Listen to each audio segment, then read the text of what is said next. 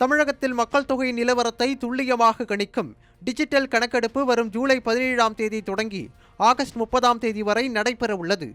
இதற்காக சுமார் 1,20,000 களப்பணியாளர்கள் 33 பிரத்யேக கேள்விகளுடன் வீடு வீடாகச் சென்று தரவுகளை சேகரிக்க தயாராகி வருகின்றனர்.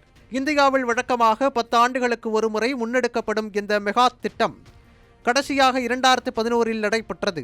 2021இல் நடைபெற வேண்டிய பணிகள் பெருந்தொற்று காரணமாக முடங்கிய நிலையில் எதிர்க்கட்சிகளின் கோரிக்கையை ஏற்று மத்திய அரசு கடந்த ஆண்டு ஜூன் மாதம் இதற்கான பச்சை கொடி காட்டியது.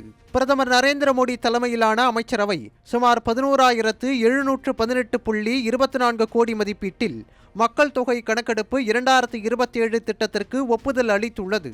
தேசிய அளவில் 2 கட்டங்களாக திட்டமிடப்பட்டுள்ள இந்த பணியின் முதற்கட்டமானது 2026 ஏப்ரலில் தொடங்கி செப்டம்பருக்குள் நிறைவடையும் என அறிவிக்கப்பட்டுள்ளது.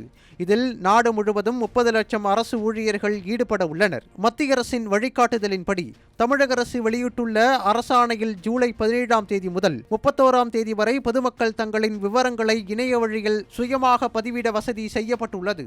அதனைத் தொடர்ந்து ஆகஸ்ட் 1 முதல் 30ஆம் தேதிக்குள் வீடு வீடாகச் சென்று கணக்கெடுப்பு பணி மேற்கொள்ளப்பட உள்ளது. இந்த பணியில் அரசு ஆசிரியர்கள், களப்பணியாளர்கள், மாவட்டம், துணை மாவட்டம் மற்றும் மாநில அளவிலான பிற மக்கள் தொகை கணக்கெடுப்பு அதிகாரிகள் என சுமார் 1,20,000 பணியாளர்கள் ஈடுபட உள்ளனர். இந்த கணக்கெடுப்பில் வீட்டு வசதி நிலை, வசதிகள் மற்றும் சொத்துக்கள், வீட்டு உறுப்பினர்களின் எண்ணிக்கை, மதம், SC, ST, மொழி, எழுத்தறிவு மற்றும் கல்வி, பொருளாதாரம், செயல்பாடு, இடம்பெயர்வு உள்ளிட்ட 33 கேள்விகளுடன் குறித்த தரவுகள் சேகரிக்கப்பட உள்ளன.